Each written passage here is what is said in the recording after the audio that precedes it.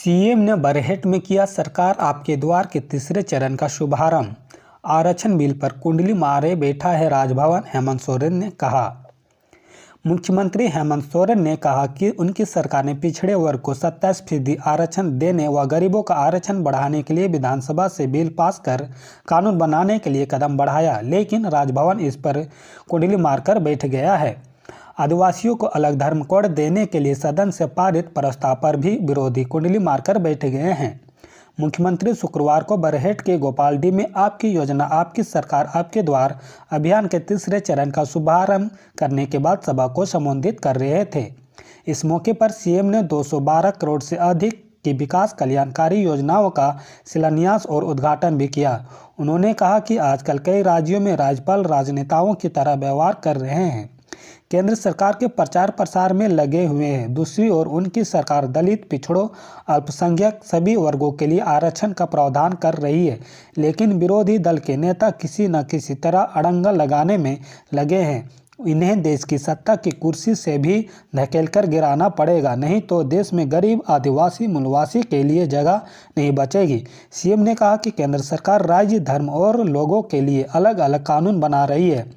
केंद्र के वन अधिकार कानून के लेकर यहाँ के मूलवासी व आदिवासियों को एक और लड़ाई लड़नी होगी, लेकिन उनकी सरकार अबुआ दिसोम अभियान के तहत आदिवासियों और वनवासियों को वन पट्टा देगी। उन्होंने कहा कि 20 साल में भाजपा ने सिर्फ हिंदू मुस्लिम व जात पात की राजनीति की, लेकिन हमारी सरकार काम कर रही है, लोगों को स्वरोजगार भी उपलब्ध करवा रही है।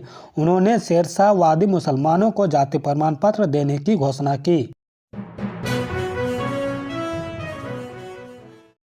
चुनावी सियासत में संथाल और कोल्हान निभाएंगे अहम भूमिका। झारखंड में विधानसभा चुनाव अभी साल भर दूर है, लेकिन चुनावी राजनीतिक पूरे उफान पर है। सत्तारूढ़ झामुमो और विपक्ष भाजपा राजनीतिक सक्रियता देखते बन रही है। दोनों दल सिर पर चुनाव की तरह अपने अपने अभियान और रणनीति को गतिशील बनाने में जुट गए हैं। सरकार आपके द्वार के माध्यम से पूरे प्रदेश में अपनी नीति, सिद्धांत, सरकार के कामकाज और जनता की उम्मीदों को घर घर, द्वार द्वार पहुंचाने की कवायद कर रही है। झामुमो के कार्यकारी अध्यक्ष, सरकार के मुखिया होने के नाते मुख्यमंत्री हेमंत सोरेन स्वयं इस अभियान को गति देने में जुटे हुए हैं। मुख्यमंत्री ने संथाल परगना के साहिबगंज स्थित अपने चुनाव क्षेत्र बरहेट से तीसरी बार इस अभियान का शुभारंभ किया। वहीं सूबे की प्रमुख विपक्षी पार्टी भाजपा के अध्यक्ष बाबूलाल मरांडी भी संथाल परगना के 3 दिवसीय दौरे पर है। वह भी साहिबगंज से अनुसूचित जनजाति मोर्चा की रैली आरंभ करेंगे। दोनों दलों के अगुआ नेता अपना हर अभियान संथाल परगना की धरती से शुरू करते हैं।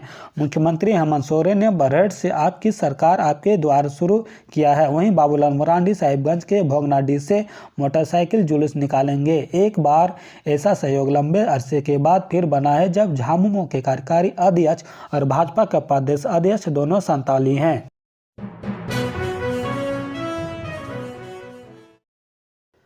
मुख्यमंत्री की घोषणाओं का कोई मतलब नहीं, भरोसा नहीं कर रहे हैं लोग। बाबूलाल।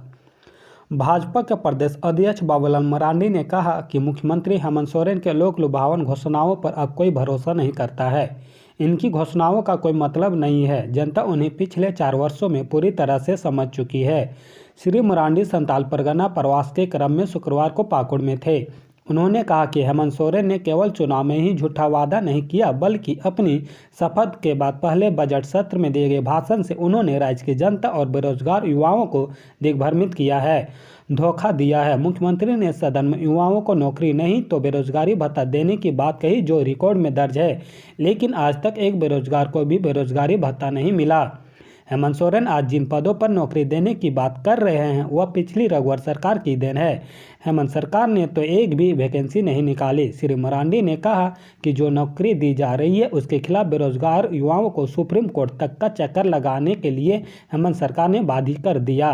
भाजपा नेताओं ने कहा कि मुख्यमंत्री आनन फानन में घोषणाएं कर रहे हैं।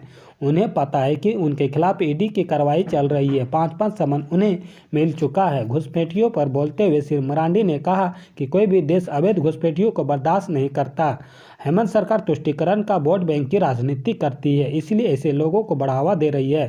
संथाल परगना में पाकुड़ साहिबगंज जिला सहित पूरे क्षेत्र के डेमोग्राफी बदल गई है, इसलिए एनआरसी आवश्यक है। उन्होंने कहा कि गलत आधार कार्ड कैसे बन रहे हैं, घुसपैठियों के राशन कार्ड कैसे बन रहे हैं, किसके इशारे पे कौन जनप्रतिनिधि कार्ड बनवाने की अनुशंसा कर रहा है, इसकी जांच होनी चाहिए।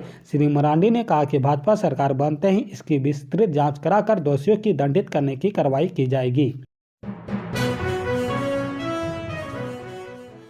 झारखंड आंदोलनकारी 16 और 17 को राज्य में करेंगे आर्थिक नाकेबंदी। आंदोलनकारी संघर्ष मोर्चा ने 16 और 17 दिसंबर को आर्थिक नाकेबंदी की घोषणा की है। इस दौरान पश्चिम बंगाल, छत्तीसगढ़, उड़ीसा, उत्तर प्रदेश और बिहार की सीमाएं पूरी तरह से सील की जाएगी। उक्त निर्णय विदेशी महतो की अध्यक्षता में शुक्रवार को ही बैठक में लिया गया।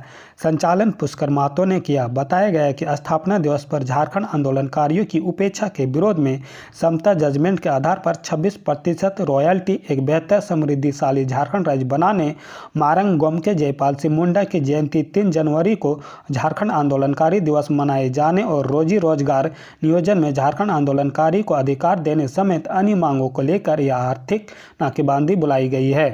विदेशी महतों ने मांग की है कि राज्य सरकार झारखंड के जल, जंगल, जमीन और खनिज संसाधनों के अधिकारों पर झारखंडियों की गारंटी सुनिश्चित करे। झारखंड आंदोलनकारियों के लिए जेल जाने की बाध्यता को मंत्रिमंडल द्वारा दूर कर सभी को राजकीय मान सम्मान, नियोजन, पहचान व समान रूप से पेंशन दे। सभी आंदोलनकारियों के लिए भूमि व आवास की गारंटी दे। रोजी रोजगार में झारखंड आंदोलनकारियों व उनके परिवार को समुचित हिस्सेदारी मिले। झारखंड में भी जाति जनगणना जल्द से जल्द कराई जाए। झारखंड आंदोलनकारी कॉरिडोर का निर्माण हो। राज्य, जिला, प्रखंड एवं चौक चौराहों के नाम पर झारखंड आंदोलनकारियों के नाम पर रखे जाए। झारखंड विधानसभा व सचिवालय में मारंग गोम के जयपाल सिंह मुंडा, अमर पुरोधा, विनोद बिहारी महतो और AK राय की भव्य प्रतिमा स्थापित की जाए। बैठक में इजार राही, रोजलनी तिर्की और चंदन महतो, विश्वजीत प्रमाणिक, शिबू काली मेती और सरोजनी कच्छप, सीताराम उरा, गोपाल गुप्ता, दिवाकर साहू, अखिलेश्वर मिश्रा, मिनी बाड़ा, रेखा देवी व अन्य शामिल थे।